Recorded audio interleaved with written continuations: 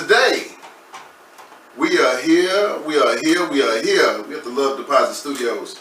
I have with me a very special guest. I got PikaHsSo.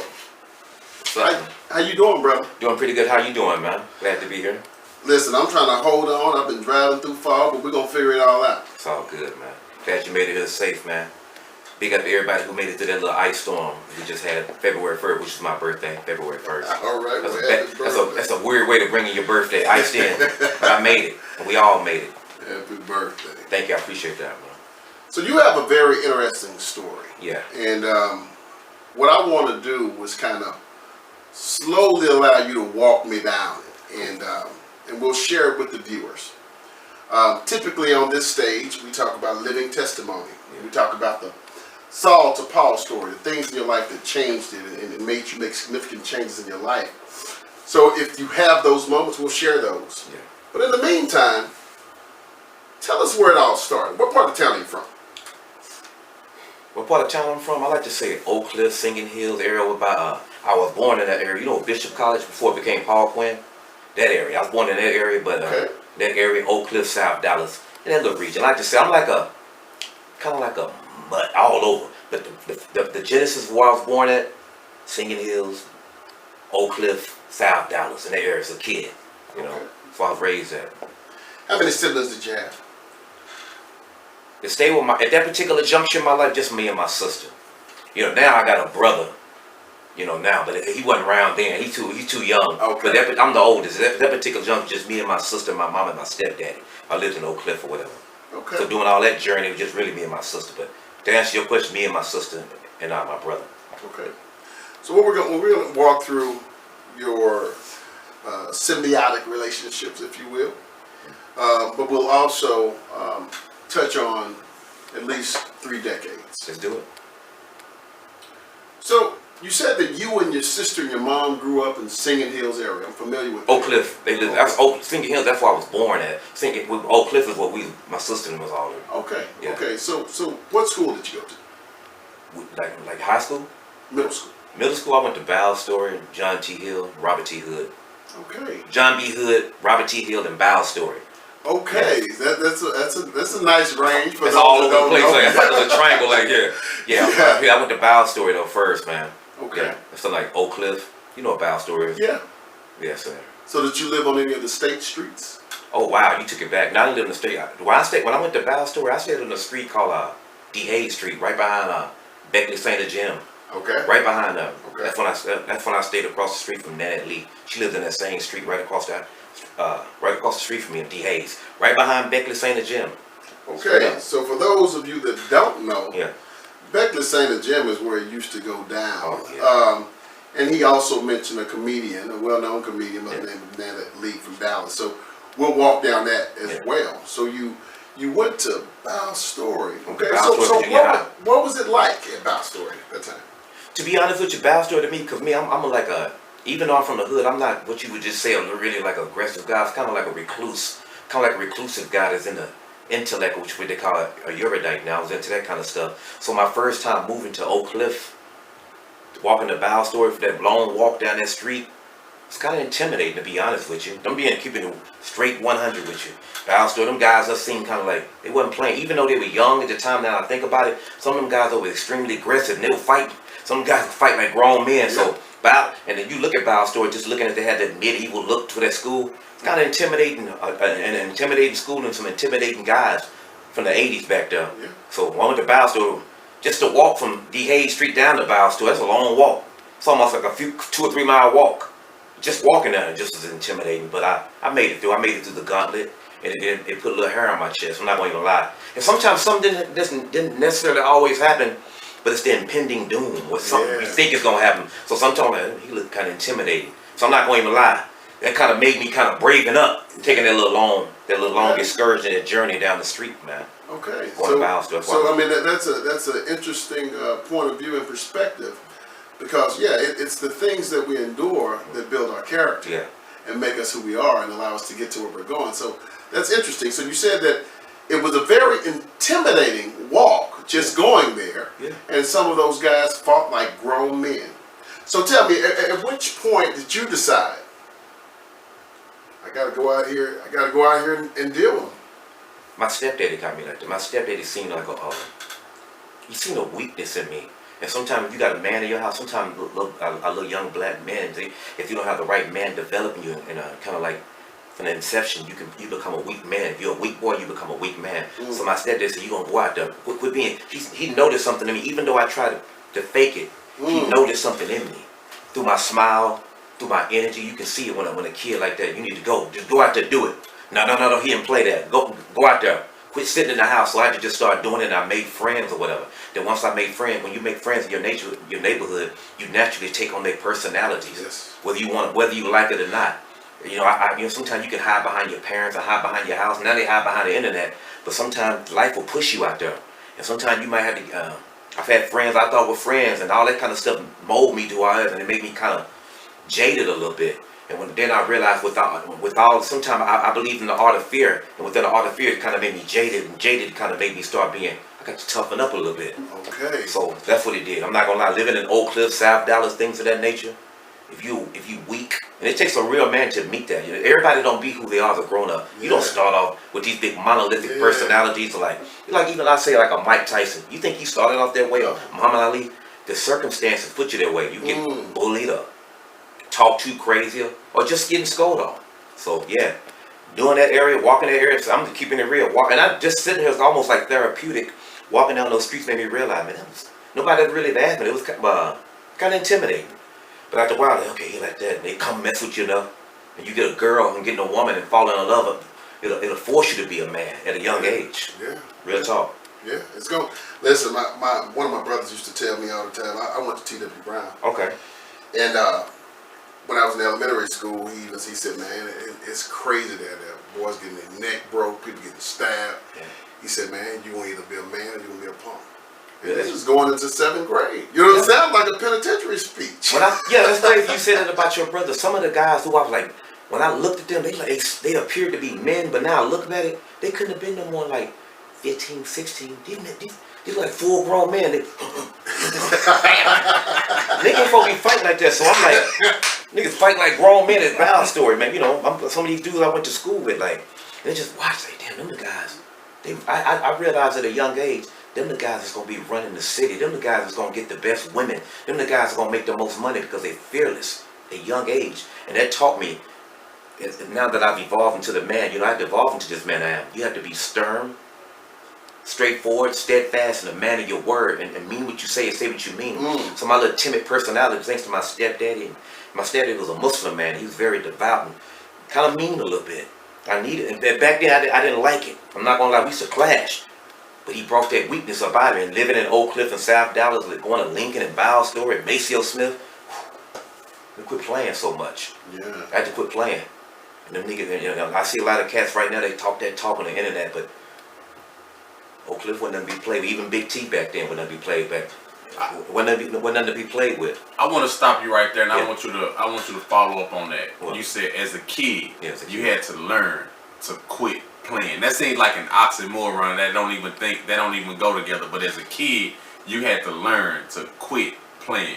Talk to us about that. I'm glad you said that. I'm glad you said that. What I mean by kid, you always you supposed to keep your youth, but in this day and time, there's kids out there. They have a carnivorous personality. It's young kids. Like I don't want to call these cats out because I ain't that kind of nigga. But this guys out, it was preying on me. Like my grandma got me a jacket. I realized as a young kid, because you said that my own homeboy plotted on me. Most of the time when something happened to me, when I lived in Oak Cliff or South Dallas, it was my friends.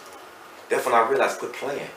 And I was very, gullible, naive, and easy to deceive, and gullible, and just like, ooh, this my homeboy.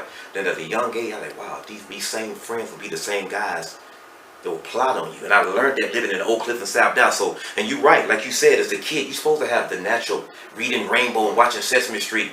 And then when you live in the inner city as a hood, it's just unfortunately the way it is. And I don't want to talk down in the hood, but being in the hood, you have to be able to still have your personality, but know how to quit playing and know how to and learn your inner ability, your inner ambitions, your senses. My senses is weird as people think I am. My senses is keen like a lion. I'm looking at my peripheral. I'm watching at a young age, and I'm walking with that fear. And I learned to love fear at a young age. I learned to accept fear, and fear made me brave because I'm like this. I'm always thinking something gonna happen. Because the first time it happened to me, I didn't think that. I trusted somebody that I really thought was a friend.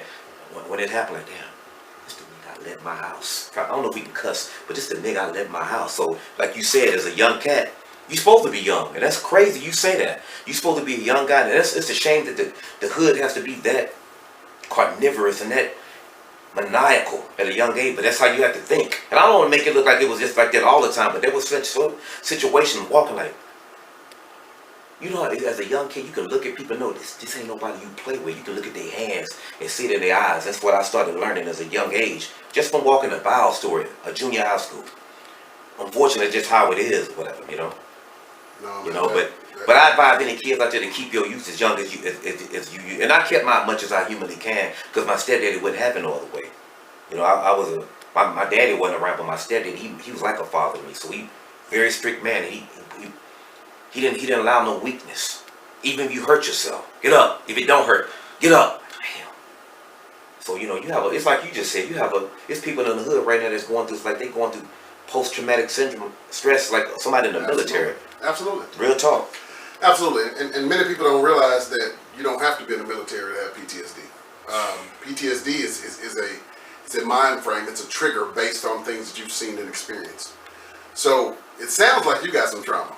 You know what's crazy? Y'all doing it. You see I'm breathing there like that? Man, you know, I do this stuff because I had to do this because this doll and stuff like that, because people might laugh, and I don't really care about that, but it's therapeutic for me because over the years, even going over females' house started being traumatic to me. I was over women's house and thinking somebody gonna pop up.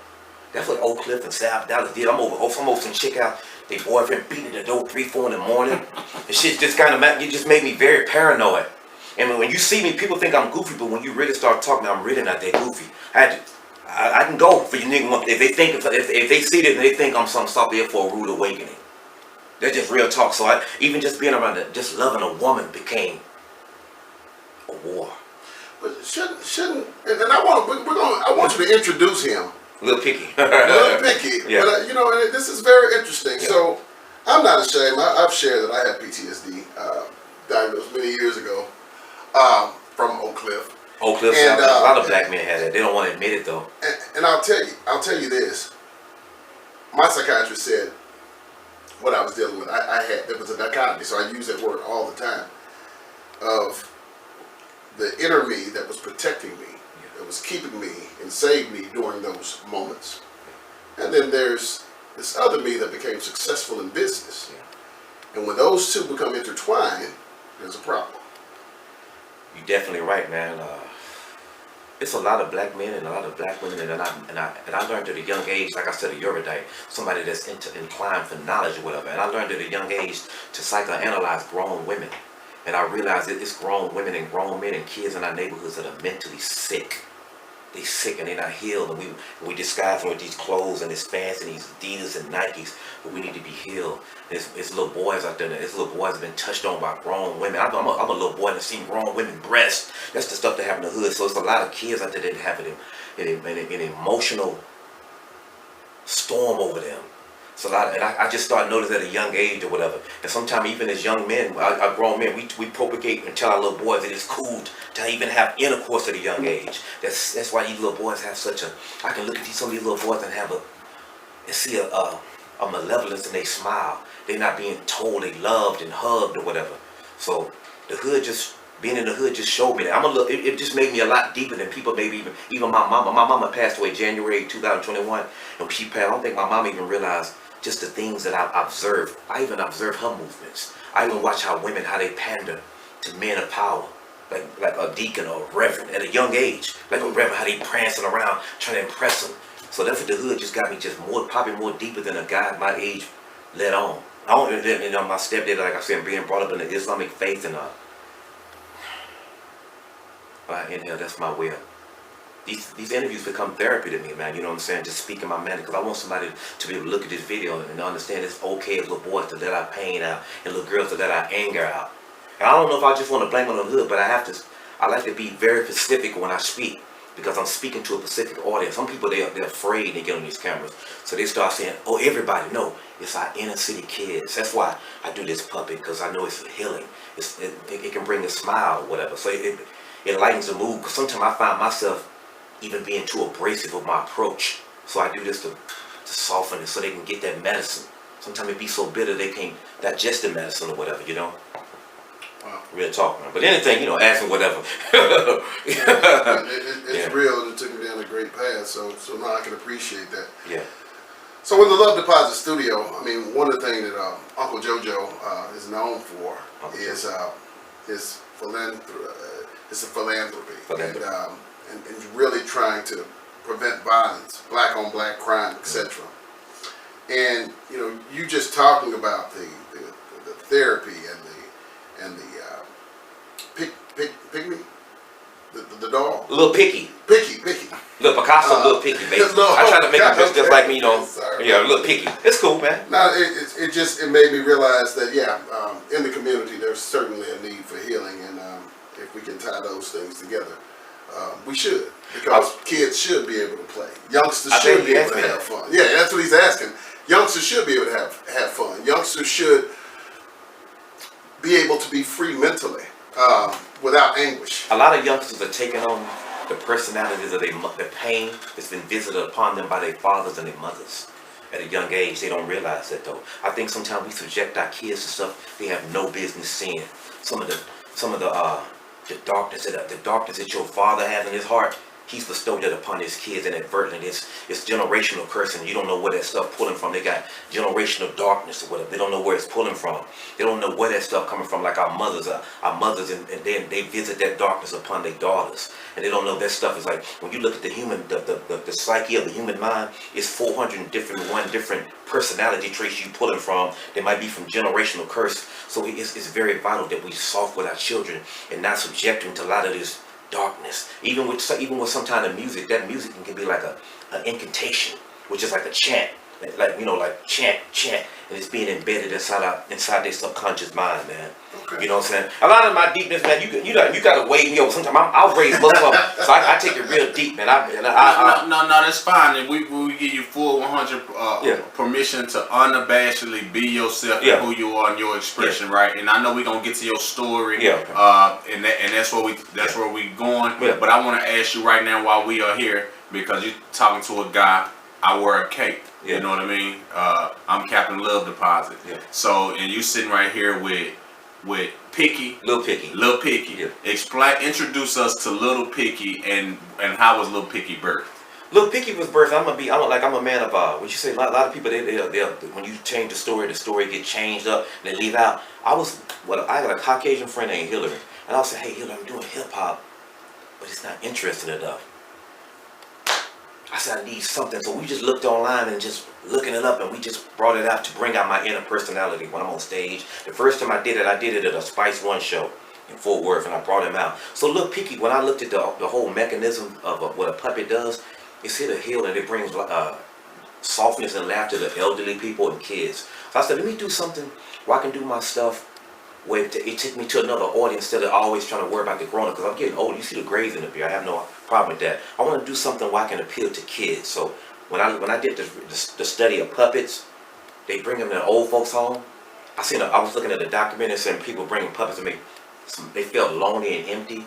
A lot of old people in the old folks home, they were getting forgot about. So sometimes ventriloquists will come to them and make them smile. So I said, I'm gonna bring it to bring happiness. So it's like an extension of me. All my videos I have, like my Which of These Kids video and my Mr. Burbis Neighborhood, which is like the Black Mr. Rogers. I have men because it brings a smile. This puppet has brought smiles to the hardest crip, the hardest blood, the hardest gangster. I done seen it like this. I get a picture with him. Trying to still look tough. That's my whole thing. It's just a way to bring happiness. Yeah, you smile. It's smile. And I wanted to be a guy from Dallas just doing something different. You know, just doing something different, with avant-garde and just a two-step process, and let them know it's okay to be from the hood and not be afraid of being thinking. Because a lot of people that's in the gang, that's in the stupidity, that's getting their stuff caught up, most of them guys don't really want to do that. They just doing it because of peer pressure. They want to be hard. They have these big, giant, monolithic personality, tough. But deep down inside, it's fear. So that's why I did Little Picky, man. Just basically bring happiness. I hope. And if it don't, I tried. You know, so that's a good question. That's why I brought them though. If you look up puppets, anybody want, and anything I do, it can be researched. When you look up puppets, man, they're supposed to bring happiness It's like therapeutic when they bring them like to elderly people that's in senior citizen homes. So walk me through this. Yeah, okay. Now you lived through 3 very important decades. You lived through the crack era. Oh yeah. And you lived through some tough times in the crack era. Tell me about that. The crack era, man. My crack era, I was kicking with this, some of my real story and being into that crack era, man. It's like when Boys in the Hood came out and all that. I remember that's back in the days, and I see a lot of people online talking this stuff. I used to hang with this guy named Bernard Woods. He don't mind me saying the name. Some people do, some people don't. I used to hang with this guy named Bernard Woods in the 90s, man, driving around Big T. He was the first dude to let me know.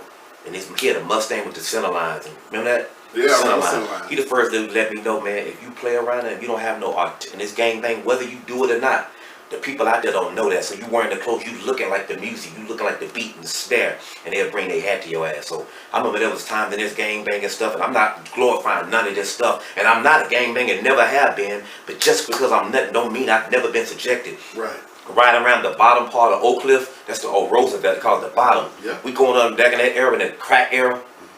This nigga roll by, before you know it, we into some nonsense. Eccentric Oak Cliff, South Dallas nigga like me in nonsense, because my homeboy Bernard Wood, he the first dude to say, hey man, protect yourself. He the first dude showed me how to shoot a 380. And I'm not a gangster, but he said, I know you're not, but you need to learn. So niggas try to jack our rims and stuff like that. The crack, you see I'm getting nervous just even talking about them and shaking because it's sincerity. And I like to be sincere on these mic devices. And I'm not playing gangster, but that crack era was no joke, man. It was jacking niggas for their starter jackets and all that kind of stuff, and cowboy jacket. I'm talking about the authentic starter jacket. That was no joke, and people losing their lives and stuff like that, just like they had the fentanyl. So I did live through the crack era. And I remember we was going to see, like I said, my homeboy Bernard Woods, man. We just drive around Oak Cliff like, damn, these niggas trying to get us for the rims, man. I thought that was so crazy. We just had parents, and he was astute enough to go to school. You know, like I said, an erudite, somebody that's in the intellect and knowledge, and then before you know it, he's trying to jack this nigga for his rim. When I'm riding with the dude, and he used to keep it on him. And then you had to do that sometime living in South Dallas, Oak Cliff, Pleasant Grove. Because I don't care, there's one thing about the hood, no matter if you're not a part of the hood will make you a part of it if you're around it. Sometimes you just be put in those different situations. So that crack era was nothing to be played with. I see a lot of people sometimes playing and acting. I'm not a gangster, I never have been. But you, as a man, you still can be put in the terror dome, the gauntlet, whether you like it or not. So the crack era, the knowledge era was nothing to be played with. And if you was born in the 80s like I was, you was in that, whether you like it or not. It's just part of your life. Yeah, for sure. Yeah. So at one point, you go from finding yourself creatively to doing a verse with the DOC and some other things. Walk me through some of that. Wow, creatively, how I started off rapping, I'm breaking down quick as I can. It's human. How I started rapping, I was living in, remember the street DAs? An Oak Cliff behind Beckley. My mama and my stepdaddy are Muslims. They took me to go see Imam Warith Muhammad, the leader of the American Muslim Mission in Washington, D.C. I seen the kindred spirit down there. A guy, I can't remember his name. Oh my God, I wish I could remember his name. He was on the way there. I'm doing that. I'm hearing Fat Boys on the way there. Look at the groups I'm staying on. Fat Boy. Yeah, Fat Boy. Skinny Boy. I'm hearing on the way there. I said, I never seen a dude that can do what's on. At that time, we didn't have the internet like we have there. This dude is doing what I'm seeing like on Video Soul or Dwayne. What they had? UFO. There was a video show back then with Dwayne dancing, Wyvon St. John. And that's back when Dr. Rock and U-Shit was on the radio. Anyway, I'm seeing a dude that I heard and seen on the way to D.C. at the D.C. convention. He said, hey man, here's a microphone. And it went inside the whole convention, and that's when I was birthed. Years later, you remember I stayed across the street from Nanette Lee. Yeah. Nanette Lee see me go up there, they had Radio Day at K104. I come up there and she's doing Skip Murphy the morning show. She said, I tell you what, if you come back up here, I got a surprise. I said, what? You got to come back up on Monday. We all go to get our music that's played. And she said, I want you to do the Skip Murphy morning show intro. So that's how I did it, because Nanette Lee seen me walking down the street on Oak Cliff, where she stayed across on DeHague Street with my big jam box, and she let me do the Skip Murphy morning show intro in 94, 95. Years later, how I started doing it, and I started doing the Starving Artist, which I got some copies and I can show it to people. Starving Artist magazine, That's how I started making my name. I started realizing you got the network.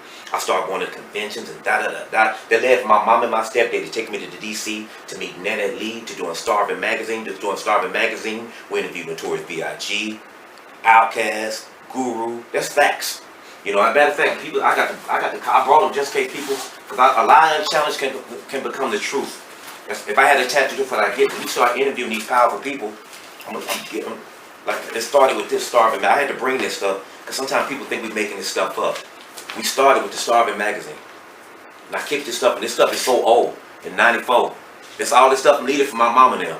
We did a show at Souls of Mischief came into town and Tribe Called Quest, and we were so moved by it. We did a mock magazine, and Mr. Blues helped us get it started. We did a mock magazine with the Bomb Factory. We said, wow. We did a mock one. We put a hotline number on here in the back. See the Starving? Okay. We put a hotline number, and everybody started hitting it up. I'm making a long story. It might not be in chronological order. We did this episode right here, Faking the Funk. We did a whole lot of things, Starving. We had a guy named Batman. This February '94. We had a guy draw us on the back. What was that? Oh, we had a guy that draws some 94. We did that magazine. We interviewed Notorious B.I.G. and Craig Mack. All these college boys and all that. These people, mind you, they weren't icons.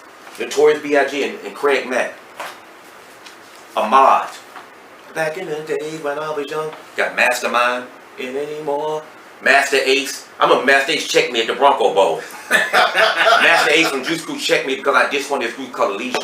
He said, hey man, you need to know your hip hop. This Master Ace from the Juice Crew. This all happened in Dallas. I brought this stuff so people would know why history. Look at this. UGK and Bond B. Rest in peace to Pimp C. Brownstone. Rapping Forte. This and that. Shaheem with the Wu-Tang Clan. Mad Flavor, Bumpy Ed. We had people running ad before we know. This all started from a dream on D. Hayes Street. Redman. I remember Redman and Lords of the Underground. We interviewed them in the middle of the Deep Ellum. I interviewed Lords of the Underground in New Orleans with TLC when I kicked it with TLC with Left Eye. Very nice girl, rest in peace to Left Eye. I had the picture of them out. I told you somebody got mad and tore him up, but Left Eye. Redman was in the middle of Deep Ellum. We interviewed him that day. Foosh Snickers, Black Sheep, all these people with Greg Street, Lil Blunt, just a lot, Shockey. Wow. So man, it sounds like you are a part. Yeah. Part of history. Yeah. Cottonmouth. From South Coast, see Cottonmouth, legendary Cottonmouth. What's it? And Outkast. Big boy Andre. I remember meeting him when he was 18. That's the Starving artist. Anwar, Swiss, me, PikaHsSo, Mike B, Aziz, Brian Berry, and James Shepard. That's how we started doing all that stuff. And that's how I met my homeboy James. Started doing the Eargasm CDs and music. And so PikaHsSo, walk me through that. Yeah. So let's back up. Yeah. So you go from going to the radio station. Yeah. Nana Lee, a radio personality, saying, "Come back, I got a surprise for you." Yeah. She didn't want to tell me that day. You do the music, you do the intro for their morning show. Skip Murphy morning show. So how does that get you to the magazine? That's a good question. We started doing the magazine, and after the magazine broke, we had a group called Dysfunctional. That's a good question. I'm glad you asked that. I like that. Because nobody ever asked me in that order. Because I'm all over the place, but that's the only how I can do it. I'm just real sporadic with my thought process. After the Starving magazine stopped, we just banded. Me and James said, hey man, we got to start a group called Dysfunctional. Two disillusioned brothers trying to function in a world that shuns you all. Dysfunctional. And I went up to going to radio day. We got our stuff pressed up on vinyl through A&R Vinyl. And we was going up there every week to Skip Cheatham. That's to do radio day. You present your music. And he never would play it. And then at least said, that's the little guy from D. Hayes Street in 80-something. Bow Story, Maceo Smith guy. Yeah. That's that little guy walking. I said, you remember me? He said, yeah. She said, hey, come back up here Monday. I said, what? Come back up here Monday. I got something for you. She said, what? She said, you got to come back here Monday. I'm right here now. She wanted to see how determined I was. So she said, I came back up there Monday. She said, she wrote down Skip Murphy, morning show, throw down Sam Putney, the wig on a piece of paper. Once you do the intro for the Skip Murphy morning show, that's how I got it. After the magazine stopped, me and James from Dysfunction and Starving, we formed Dysfunctional, and she knew me and she let us do it. And I went back up on the Monday. I don't know why she wouldn't tell me then, but Nana Lee, she wanted to see how determined. She said, come back here on Monday. Like, what you want to tell me? Tell me now. She said, nope, come back up here Monday. So I came back. I took all work and came back up that Monday. So that's how we did all that. So she let me do it, and doing that, what's that station? Your radio's on 104. We can use, you can use it a little bit more. She played it every morning for like a year or two. So thank you, Netta Lee, Sam Putney, and the Wig, and Skip Murphy, and Throw Down Sam. And anybody that want, I believe in facts. I like to fact check. Go hit them up on YouTube. PikaHsSo, keep me on YouTube channel. All that stuff is on. I did it because people sometimes think I'm just, or like they do anybody, think I'm just making this stuff up. I don't even feel right getting on the cameras making up stuff. No, I mean, now that's good. It makes me feel nervous to even just do that. I don't see how people could do that and sleep right at night. No, it's good, and I think you're providing the viewers with some really good Dallas history. Some of the things that I wasn't even aware of. Now tell me this: were the Starving Artists magazine and the rap group from Dallas, the Starving Artists, somehow linked? I'm glad you asked me that. Big up to the new Starving Artists. We was a rap group too. The Starving. I remember the guys I showed you in the back of this magazine. This Starving. We was a Starving spelled STARVYN. Years later, there was another Starving, Young Muhammad and all them, and I think Young Muhammad, they started the Starving, but we was doing it earlier. It's just like they say, great minds think alike, but they just had to be on the same page. They started it years later. I was in the 90s, you know. They started there maybe like in the 2000s. Oh, okay. But we was a rap group and a magazine. They were just a rap group. It's just a coincidence. Okay. So a lot of times people get us mixed up, but I met them before. Some of the guys from the Starving Artists, David, Chris, and all them. They was part of them there. That's Starving. Big up to them. They just happened to think of the same name in the same city years later. We did ours in '94. We did the we had the magazine and all that kind of stuff like that. So that's how that happened to be. We was a rap group in the magazine, and that's how we wound up getting all those people like Vanessa magazine, because Vanessa Berry and Billy Bowles and Gita, Ramona. Matter of fact, one of the girls that passed in the plane with Aaliyah, Gina, she was a part of it to help us get this started. Oh, wow. One of the girls named Gina was in the plane when Aaliyah died. She was from Dallas. She was part of the one that had Mr. Blues that helped us get this started.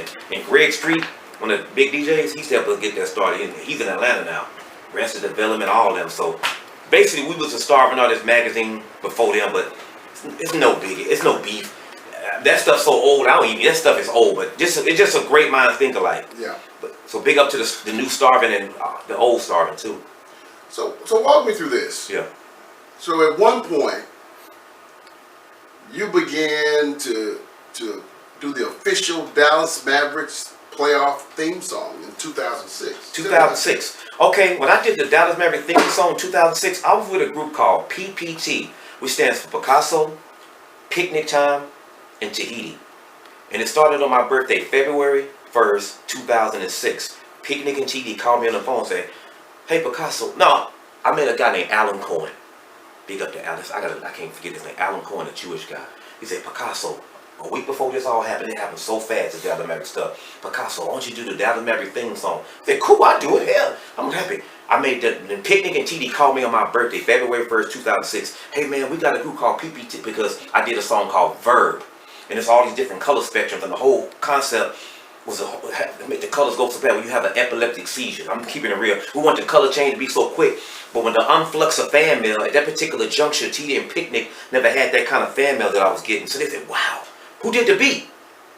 Picnic Time. Who did the vocals? PikaHsSo. Who did the video? Tahiti. Y'all should be a group." So February 1st, Picnic and TD called me my birthday. But when I made that announcement, they called me in a birthday, and I made the announcement. Alan Cohen called me back, the guy that asked me to do a solo. Say, "Hey man, could you do the Dallas Maverick theme song with your group?" And I thought about it. There's strength in numbers, like that tripod, which is Picnic words.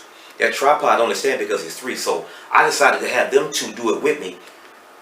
It all happened within 2 weeks. We did the Dallas Maverick theme song. Next thing you know, we on ESPN, Fox 4 News, and all kinds of stuff. Big up to Mark Cuban. That wasn't a Dallas Maverick theme song that you just go make and just go put on YouTube. We was officially the Dallas Maverick theme song. Kiss 106 with Kid Craddock and Billy the Kid. It's online. You can Google it right now. Go type it in right now. I want people to type that. I want people to know the true devout history. And because if you don't tell the history the way it is, it'll be deciphered and watered down. They'll be saying, so-and-so did this. But we did the Dallas Maverick theme song 2006. Thanks to Alan Cohen and TexasGigs.com. And that's how I met Mark Cuban. And this song called Rowdy Loud and Proud. Matter of fact, if you look at the kids in that video, we got a video for it. I like to see them kids. Because when them little kids, they were like little babies. And that was like 2006. So that means they got to at least be 20-something. Yeah. The kids in that Dallas Maverick video, we just seen them. And I asked their mama, "Can these kids be in the video?" And they got in there. That's how we did that. So, I mean, these are good accomplishments. Matter of fact, and very prolific. Yeah. I'm trying to figure out the order in which they occurred, because you went from that to actually doing movie reviews and being a critic for the Dallas Morning News. A lot of that stuff kind of folded hand in hand. See, when you do music business, like you said, the keyword networking, a lot of stuff started going hand in hand. So a lot of that stuff was overlapping. 94, 80, the Net League was probably like 94 to 96. Starving, like, no, 94 to 95. And they all kind of, there was like, all that stuff was a very minute part in time. 94 to 95, 95. We was doing that stuff very fast. Like one year we doing this next thing, Dysfunctional. From Dysfunctional, PPT was 2006. What did you just say after that? Ask me about? Movie reviews. The movie reviews. Yeah. That happened a little bit 2007. That happened because of the Dallas Mavericks. So the key word is networking. When you really network good, your networks will turn to other networks. If you are a man of what you say, and you can speak clearly, fluently, with good diction, and you're on time, you punctual, you get other stuff. So doing the PPT stuff, I met a guy, Rob Clark from Dallas Morning News. Rob Clark hit us up because he see us doing the PPT stuff with the Mavericks. Hey man, why don't y'all do a movie review? It was supposed to be for me, Picnic, and TD, but Picnic didn't want to do it. I guess he thought it was too goofy. So me and TD started doing a movie review for quick movie time at the Angelica Theater, and right there. So that's how we started doing that, because of the PPT. That PPT movement was so big that it opened up a lot of different doors. Even after the Dallas Maverick theme song, we would start doing like Kobe, Kobe, why you bugging? This little stuff. When Shaq go to the rim, when Shaq attack with the Shack or something like that, we was doing little stuff like, look, Maverick lift it, it's dirt. I got a feeling that tonight's gonna be a dirt night. All kinds of little stuff. So that stuff led to that. But that was after the Dallas Maverick. That movie review stuff. That DLC Cypher stuff you mentioned earlier, that, I don't know if I'm jumping the gun. That came 2018 maybe. But okay. That's how that happened. Okay. I can explain how that happened. No, because it's a lot of things. It's a lot of stuff I've done, man. It's even more than that. I didn't want to overflood you. Want to know how I got that? That DLC Cypher? Yeah, I can tell you about that. I got to give props to the legendary DJ Snake of Nemesis. You read a group called Nemesis? One of the first rap groups with a major deal from Profile Records. DJ Snake and a guy named Brian Mullins. They called me, Suave Dre, Caution, and Hello on Road to do the cipher. And Mikey Culture was with Mad Flavor. He was signing priority. He did the reggae part. Hey man, why don't you do the cipher? We had did a J Electronica cipher before that. He said, why don't you do the DFC Funkin' Enough cipher? Long story short, they snuck, Snake and Brian Mullins snuck DOC in the studio to do the intro and got his permission because they didn't feel comfortable just doing it without his co-signing. So at the intro, hey, this Doc. When I watched the video with everybody else, I got it real time just like everybody else. I'm listening like, hold on, that's Doc saying my name. Yo, this DLC, we got PikaHsSo. I don't try to make fun of him. You know his voice. Yeah, I don't make fun of him, but he was like the genesis of the song, which Genesis, I'm a big proponent of intellect and to expand your vocabulary, your lexicon. That's what a lexicon, your vocabulary, how many words, lexicon. So he started the song off, but there was DJ Snake of Nemesis and Brian Mullins. They snuck and had him in there. So we did an intro, they got his approval, and they got him on there. So that's how I wound up doing an official cipher with DOC. He's talking at the beginning. Shouts out to the Doc. I talked to Doc maybe like a week ago in the inbox. Okay. Shouts out to DOC. He got a documentary coming up. Okay. Shouts out to Doc, man. Hey man, this is some really good stuff. Yeah, man. But the part that I'm missing in this story is the events that occurred that catapulted you to a point that you could make all of those other things happen. So let me go back. We talked about trauma, we talked about Val's story. Mm-hmm. And then all of a sudden, all of these great things start happening. But I know that life doesn't happen that way, right? That don't happen that way, man. So take me to the middle ground that got you to the DOC, that got you to the magazine and all that. What was life in between? That is such a good ass question. I'm not even going to ask them that in depth. I have to say my mama, man. My mama, rest in peace, man. It's so hurtful that she died. And going through this like therapeutic. I don't know if I even really just emotionally watched. I never seen a person die till I seen my mama die. That's the first time I seen die. But my little mama, 5'5" woman, she was like, you ever studied nuclear fission? The nuclei? She's like the nucleus. Like the nuclear fission of me. And my sister don't. And she cultivated me. And my mama didn't know, bless her beautiful heart. like that little mixer y'all call that guy, the wizard, you know him? She would go give me a realistic mixer. She would give me that, my son, whatever my son need to do this, bless her beautiful heart. He need this. I don't know what he need, but he might need this. She go to the garage sale, get him this microphone, get him that. And my mama was kind of like, she kind of cussed the model, the one that, and my stepdad too, that got Mike Tyson, kind of got me, set me up little shows here and there. So my mama, she kind of set me on, like Custody Model, for don't know, that's the guy who trained Mike Tyson. He has no idea, unless he's in heaven, and I've never died to know this. He has no idea what he's created. So my mama was kind of like my puppeteer, my Magellan or whatever. Like, just kind of got me. That's how I got it. My mama just really believed in me. Catherine Moore, she believed in me so devoutly. Just even if it's something like my home, like if my mama had a friend had a little show like this, I can't think of the guy, Sister Wanda. And her husband had a TV show back in the 80s, and she said, "Did my son get on there?" I couldn't even rap that good, but my mama thought to her, she thought I was LL Cool J, and I really sucked. Mama, rest in peace, but I thank you for believing, but I sucked. But my mama just did everything she could do to get me out there. So in South Dallas and Lincoln played a big part too. Dr. Lewis going to Lincoln. That school, you ever been to Lincoln? Yeah. You ever heard of Dr. Lewis? Yeah, for sure. He was like our version of Joe Clark. Yeah, he's historic. I went to school with Lincoln in the Dr. Lewis time. So that's a good question. Oh my God, that question is so layered. There's so many people that was part of my journey to get there. Dr. Lewis, rest in peace. I'm a Muslim, mind you. I did a Christmas show called A Christmas Pageant. I got to fly. I don't know if I brought it. Quint Black went to school. Shake the Haters all went to school with me, by the way. I did the Christmas show, and Dr. Lewis let me get on stage, and he let me rock. And he said, he got mad because I was on stage. I remember I wasn't shouting him, I was sound. And he called me back on stage after that and made me stand next to him. He said he'll never be on another Lincoln stage again. But he made me stand through the whole assembly. But he don't know, he made me iconic when he did that. He embarrassed me, but through his embarrassment, he don't know, I'm up there with you. Every person in that school knew who I was. Thank you, Dr. Lewis. That's when I went to school with Quint Black, DTR, Eric Malone, who gave me my name, PikaHsSo Van Gogh. His name was Van Gogh, Eric Malone. So my story is so layered, man. And you're right, I'm glad you're paying attention to me, because it's so much in my mind, and my mind is so like nuclear fission.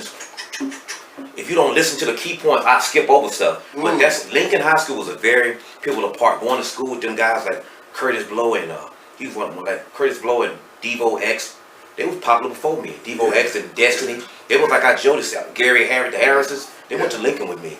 So that's when I was in South Dallas. It's not Oak Cliff no more. I went to Maysville Smith with Dr. Breedlove and all them people. We skipping from Bell Story to Maysville Smith to Lincoln. Lincoln is what really got me being a rapper. Ooh, Lincoln in the 80s, ooh, there was some scary time. Dixon Circle and all that. So that's what we got to talk about. Yeah. So let's walk on through that. Let's walk through it. So I got some experiences through that. I've lived life. And, okay. Fortunately and unfortunately, I've been in all of those places. So tell me what was life like in Dixon Circle and in that particular era? First of all, that's the first time I ever drunk a jungle juice. I lived by the Dixon Circle.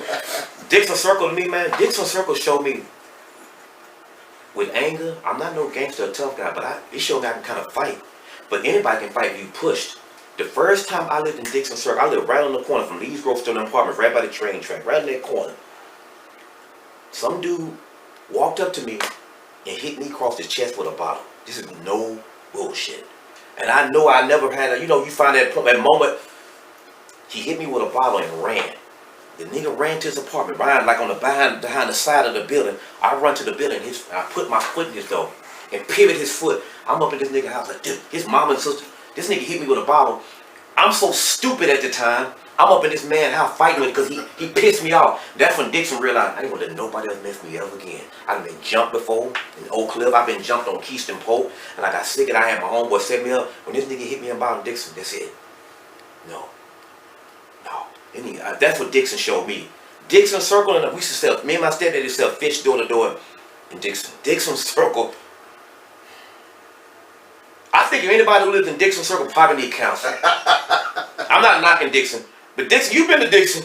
Man, I met a girl one time, she said, "Where I live on Dixon." Oh, shit. She pretty, but damn, I don't want to go down there.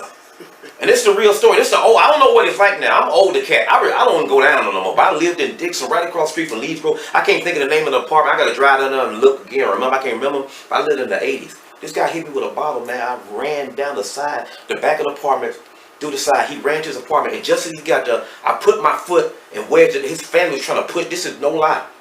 This is me, PikaHsSo, with a puppy. I put my foot in the door, and I'm in this house. A lot of people know I can kind of go a little bit. Then I realized, whoa, I'm not as scared as I thought. He made me that mad. So living in Dixon Circle just made me realize, quit, you can't play with me. Living in Dixon, that's the first time somebody ever did something to me like that. Living in Dixon, this nigga, I didn't even do that to the key. He said, psh, and the bottle busted on my chest. He just, psh, and I ran. I was so mad, and that's when I realized, if not careful, everybody got a lot of pent up anger. I didn't realize I had that much pent up anger inside of me. You start getting bullied and clicked on. This dude ain't one. I'm keeping it real on this camera, but this dude ain't one of rat. You never forget the dudes that bullied you. He slapped me in my head. This is not Junior. I mean, throw it all the head. I'm sick of this shit. So that Dixon just made me just realize I got. So Dixon, it sounds like, was your pivotal moment where you're like, no more. A lot of them, I remember Dixon. A lot of them I don't remember. Some of that stuff is out of my brain, but I remember that guy in Dixon. Wow, this nigga just hit me with a bottle. I ain't never had nothing like that happen to me before. It made me that damn angry. And I ran up in his house. That's stupid. That is not smart. That was in the 80s. Now your nigga probably blast. His family could have blasted me. Yeah. But their son, they were trying to check their son. He hit me with a bottle and I chased him. So tell me this. I'm not even a gangster guy. Look at me, man. Look at me. I got a puppet. I am not no gangster. So tell me this though. So when you look at your experiences, your life experiences, coupled with the trauma, what would you today tell your 15-year-old self? Express yourself. Speak your journey, man. Calm down. I get a little hype. Just calm down and take in the world. Just slow down a little bit. Know your greatness. That's a good question. Know your greatness. Observe the room, read the energy. I know it's kind of deep, like your man said, for a young guy, but read the energy. You got to start these kids off getting their brain right. Read the energy. Be brave, be bold, be daring.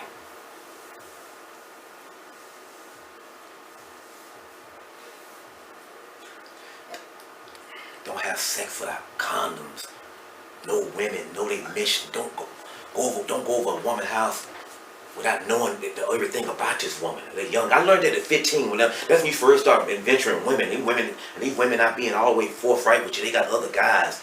I've been set up and ran up out of apartments. I'm young. At 15, 16, I'm starting to learn it at 15. So that's what about 15 you'll learn. But know your greatness. Speak your greatness. Know that life at 15 years old, know that you might be 15, but you live this 15 again, you're going to be 30. So you 15 years old, live that life again and you 30 years old. Life ain't as short as long as you think it's going to be. That's the real thing. Like, man, if I'd have known what I know now, I would have seized my opportunities when I was young, when you vibrant. When I had them, sometimes I was too bashful and timid. Bashful men, weak men don't make it in this world. This world is not designed for weak. It's not, some of our little, and I'll say this on that little start. Some of our young black men are too weak for the fight. It's a fight we have to protect in our neighborhoods, and it's more than just the gun. I'm talking about protecting with our brain. We're too weak for the fight, I think. And now I was weak like that at once. That's why I had to make myself change. I had to really just go to the bout. Not just physically weak. I mean, physically weak in strength, mentally. A lot of us are too weak for the fight. We don't even stand up to our women in the right, appropriate way. I mean, what I mean by stand up to women, these women are misguided. They walk with the long nails and talking noise and disrespectful. So that's why I told myself as a 15-year-old. If sometimes even with women, I was so talking to them and my heart beating fast.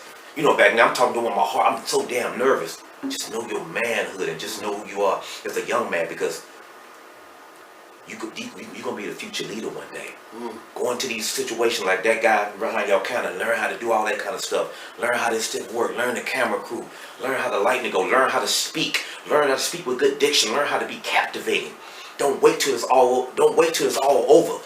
Like it's a whole, and just love, just respect your old elders and stuff like that. Learn how to captivate the room and learn how to maneuver through wolves and sheep. It's a lot of, as a 15-year-old, it's a whole lot of animals out here in this damn world. And they disguise as humans. There's nothing wrong with, it's a lot of animals in this world walking around with human form and human form. So there's nothing wrong being kid, like, come here. Oh, no, he means harm. Learn how to have discernment. I know that's a whole deep thing, but that's what I think I would ask myself as a 15-year-old, but yeah. So I have this to say. Yeah. And if you can follow me, please do Okay. so. I hear people talk, and people say, man, this pressure will bust a pipe. They say, man, pressure makes diamonds. Yeah. They say, oh, you're just going through the fire, go through the fire, and when you come out, you'll be a gem. When I asked you those questions about the middle of your life, Yeah. I'm trying to share the pressure. Yeah. I'm trying to convey the fire. Yeah. I want to understand how those moments in Bow Story, and those moments getting hit with the bottle at Dixon and so forth, how they shaped your personality to make you who you are today. And that's whether you're ultra aggressive or not, whether you're mild or not. So tell me, if you can share one lesson that you learned throughout all of that, share that with the viewers. It's taught me, like I said, it's taught me to be, that shaped me, it made me learn how to be not so mean.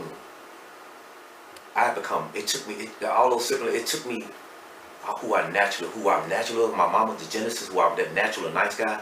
Those situations start making me be mean. I start realizing, even though, and then I'll be honest with you, even on camera, even though I'm meeting women, when I was a young women thought I was a handsome guy. I'm older now. But these women don't know up under all that, I still had that darkness. That's what it motivated. I felt that darkness in me, and it takes a real man to know you have that darkness. Like it made me start being easily annoyed. Like sometimes I could be with a woman and her voice, the sound of her voice just getting on my fucking nerves. So I'm like this. I've allowed this trauma I've been through and the mistrust and the being mistreated. Sometimes even my stepdaddy being mean to me. He nice to me now, being my daddy being mean to me, and sometimes teachers and friends. I allowed it to make me into something, a very irritable, grumpy guy that's disguised as a well-spoken, dignified man. And there's a lot of guys out there, and it made me start watching, like, even you see guys as like preachers or people in power. So that them situations just start making me kind of bitter. But I knew how to disguise it real well. And I'm glad you asked me this stuff, because there's a lot of men out there. Not being fake. I am who I am, but you see some guy like, how you doing out there? That nigga will fuck you up. That's how I been. Up under all that, wearing my little ties and little high top fade and wingtips. There was a little man with a lot of pent up aggression and anger. So that stuff shaped me. And I realized that I had to stop. I had to man, this is a woman. This is my daughter. It taught me how don't be so, lighten up a little bit. Yeah. So I don't trust. I had trust. I'm thinking every woman around me set me up. I've been set up by women. It's nothing to brag about. I talk about it in my raps. I've been set up by women. So that's why I was telling you earlier about this interview. Just because you eccentric like I am, don't mean you're not putting the gauntlet. A nigga like me, the way I dress, I'm a target. That's what it made me realize. To answer your question, what it made me realize, man, I'm making myself a target walking around with this stuff. I'm in the store, everybody, I've been like this. So I had to just realize, just be brave, be fearless, and know that when it's your time, live your life. Treat people better. And I've never just been treat people bad, but I had that darkness in me. And if anybody that's watching this ever had that darkness in them, like when you just overthinking everything, overthinking to me is a sin. I'm looking at everybody wrong. I become an empath. An empath is people that takes on the energy with the people that's in their room, that's in the room. I'm doing too much, and if you don't do that, you'll have a stroke. You'll have a stress. That's the number one killer of black man is stress. I felt myself having anxiety. One time I was on a bus. An older white lady said, baby, you have anxiety on a dark bus. I don't know who this lady was. She said, calm down. I'm on a dark bus riding from, I think it's 44 Oakland or Lisbon or one of those buses. It was a white lady. She just said, hey baby, calm down. You have anxiety. I didn't even know what anxiety was at the time. So, I guess and I don't want to sound cliche, but I guess I suffer with depression too. But I'm like most black men.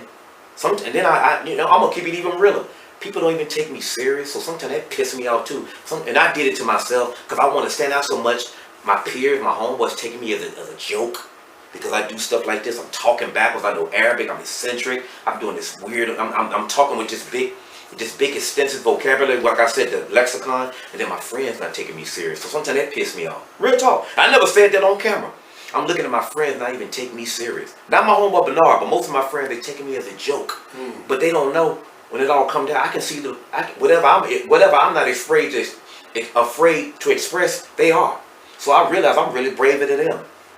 You know, I'm looking at my friend. You ever remember my friend? These niggas taking me as a joke because they see me do stuff like this. They leaving me out of stuff. But damn. But they sometimes leaving out, you not get. I believe in the truth. I'm that friend's gonna, hey man, no, that's not how they went. I'm not how they went, but they just judging me. My family members, my cousins, sometimes they look at me. They look. Even my daddy. My daddy gave me the look of disgust. Now you know, as a little boy out there, you look at your daddy, no, deep down inside, my own daddy don't even like me. He think I'm weak. My own daddy, he might not like me because I'm eccentric. So I had to build my own. After I moved, I had to build my own self out and make my own self have a belief and a belief system, and I had to look at myself honestly. That's something that a lot of people are afraid to do, is look themselves in the mirror and be honest, because everybody in the community is so tough.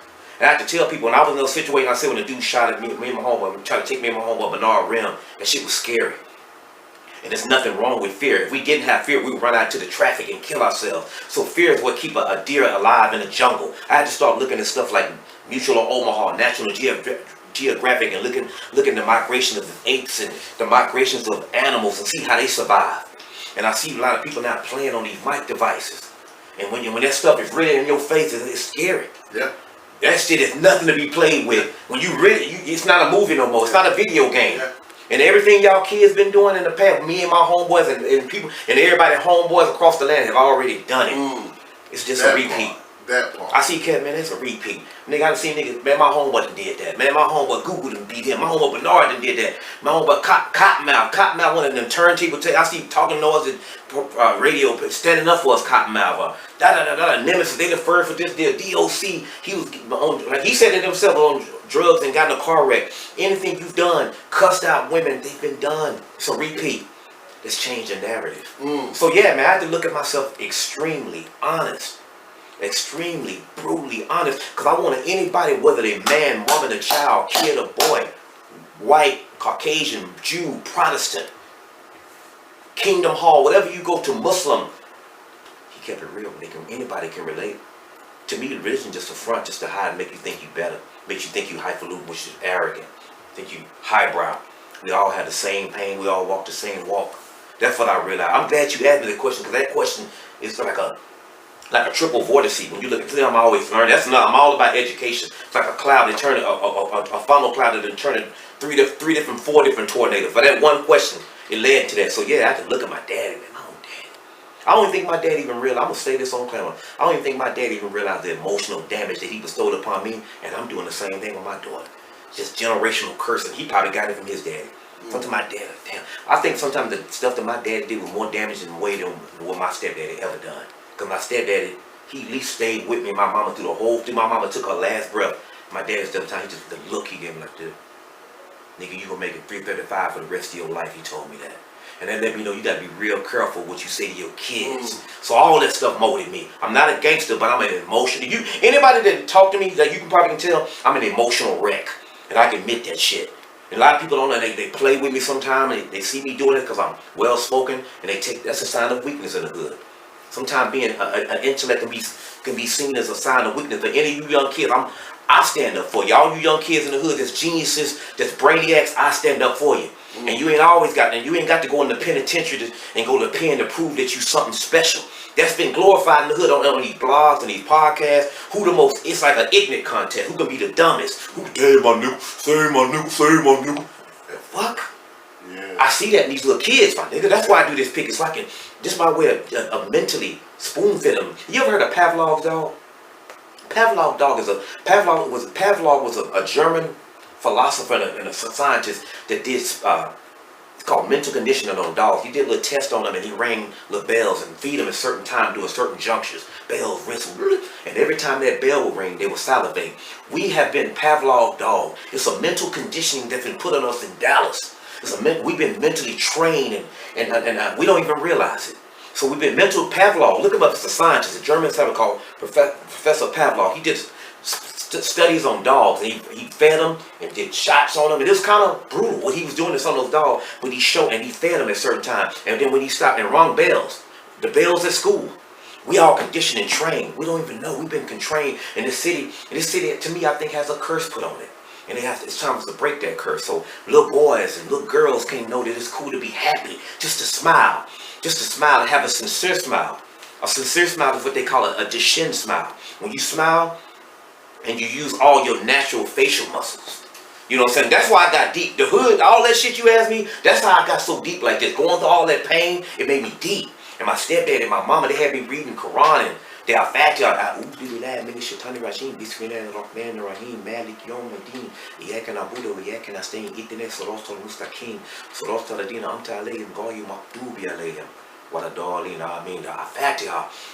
the Muslim prayer. My mama taught me that as like a little kid, but I used to be ashamed of that. I used to be ashamed that I could. Stepdaddy taught me how to do the Arabic and how to read the Quran and fast and do the holy month of Ramadan. So this is me, a guy like me, putting a gauntlet in all these rough neighborhoods, but I still got this softer side. So all you mothers out there, you might have a future PikaHsSo, a future Andre 3000, a future Magellan, a future Martin Luther King in your house. But because they're not speaking the way with the appropriate diction, and that's been taught in the hood. That's why I say about Pat, we've been conditioned to be ignorant, and ignorance is bliss in the communities. We need more guys like your. I like your homeboy behind the computer. Y'all call him the wizard. We need more guys like the wizard in the community that's learning to learn behind the scene. Mr. Bowdry, he taught us lightning and omnidirectional lightning in high school. Mr. Bowdry, rest in peace at Lincoln. I learned the old school. We used to do our development in a dark room. That's how old I am. Dark room. So that's what I learned. I know I'm going off on a tangent, but it's imperative that they know this. I'm telling you about my daddy, my nigga. My daddy. My daddy probably did more psychological damage to me than anybody. But I don't think he didn't know no better. He don't know no better. Some of our parents, they kids too. I have to forgive. I look at pictures of my stepdad, look how young, look at his facial dynamics, and look how young he was. They kids too. We having kids too young out here. We shouldn't be having, we telling little boys it's cool to have intercourse at a young age. Don't you know how psychologically damaged it is to a little boy to be having penetrating a grown woman? That's not cool for our little boy. But we tell a little girl, we forgot about our young black boys. We letting them go out there, just sending them out this world to get slaughtered. No little boy shouldn't be having intercourse. That's a grown man's game. But we tell them, get the son, get some. No. Don't send our little boys out there. I'm teaching little boys in these schools. If I got to do it with stuff like this, say, hey man, it's good to have a guy like me that's teaching them be cool. Keep yourself chaste. As long as you get married. We're not putting it out there. We teach it's cool to have. And then the women, they taking on the attributes of our men. They taking on that attribute. So that's what made me all that you just asking me, whatever. That's what got me who I am. Okay. You know, all the darkness. I'm like, damn, why you treat them like that? Even myself. I learned, you ever, Ayn Rand she believed in objectivism. Ayn Rand, a philosopher. Objectivism, I had to look at myself honestly. PikaHsSo, you ain't no better than these other niggas that you talking about. You ain't so nice, you didn't treat your baby mama right. I want them to, and I have no fear, I'm fearless now. I have no fear, I didn't treat my baby mama right. I wasn't nice to this person. So all that shit made me have to be able to look at myself honestly. And when you die, we all gonna be in the same grave. We all got to go through the day of judgment, I think. So all these accolades and these albums and magazines, and we not being right and living right and speaking the truth, like these flyers like Snake them performing at the Oak Tree. This is class. These dudes gave me this at the YMCA. This stuff is important to me. And they let me know, don't play. Big Al, rest in peace, they did the show it. Look at this. This stuff that I kept since '87. Big Al, Snake, Big Al, Casanova Rock, and YMCA, Houdini came to, this stuff we live. We need to know the real history of Dallas. It's important to have guys like me on here so we can get this stuff out for real and not play. Anyway, that's what you want. But I go on a tangent with this. Man, I'm really emotional. And you know what? I want to thank you, man, because you touched a part of me that sometimes I don't want to talk about that because it's fear. I still have fear from a little boy as a grown man. You know how many grown men walk around this city right now that still have inner boy fear? They little boys disguised as men. Little women little girls disguised as women. I think it's a lot. I think it's an awful lot. And that's the healing that we were talking about. Healing. PikaHsSo. But I'll tell you what, man. It's definitely been it's been a pleasure. It's been a lot of information, and it's been good. Yeah. And it's been good to get into your psyche, understand the why, the what, the when, get some of the history of Dallas. Yeah. To check out the Picky. Little Picky. Picky. So I appreciate you. Yeah. Are there anything you're trying to plug, that you're trying to promote at this point before we go? I got some new videos I'm dropping. I'm still doing music, but now I just do music now for legacy purposes. I got some new I got a new song that I put out on They Need Me. Got a new video I dropped. Kasi and Ho Nahayaku. A couple of them I don't want to really say what it's gonna be, but I got new videos dropping, directed by Huey Rawls, and I'm gonna keep on dropping history on my channel, and hopefully I can keep being on stuff like this. I appreciate y'all having them. The question y'all had, I was really prepared to talk about the hip hop sometimes, but it's cool to talk about this stuff. I kind of had a meltdown, but I need to have a meltdown. I think everybody need to have at least a few meltdowns a week. You need that just to get that off your chest. So my whole goal right now is to do a little Picky, and it's just like it's a good way to, like your friend said, to pull people in. Yeah. Then when they pull in, they'll see the dog. Oh wow, Yeah. this ain't no dumb nigga. Like I said, erudite. Yeah. Lexicon. I want little kids to look, what is a lexicon, mama? I want to know what an idyllic means, zeitgeist. I'm all about the propagation of knowledge. So what you got here is a master class in learning. And this was like the foundation. And I'm not the only one. I'm not the smartest, not the dumbest, not the best. I just want people to learn from me now. I'm giving free game. And I thank y'all for having me on your podcast. I love it. All right. I like appreciate like the sign I say love. Love the podcast. Shouts out to Lavelle Pope too. Yeah, shout out to Lavelle. I grew up with him in Oak Cliff. What up? He plugged us up. Shouts out to Lavelle Pope. I couldn't imagine. That dude was a cool ass nigga then. He still is. He funny as hell then. He was funny. He still got that same sense of humor. Oak Cliff for real. For real. South Dallas, Lincoln Eye. What up? All right. Mayfield all right. Smith. Thank you guys. Yeah.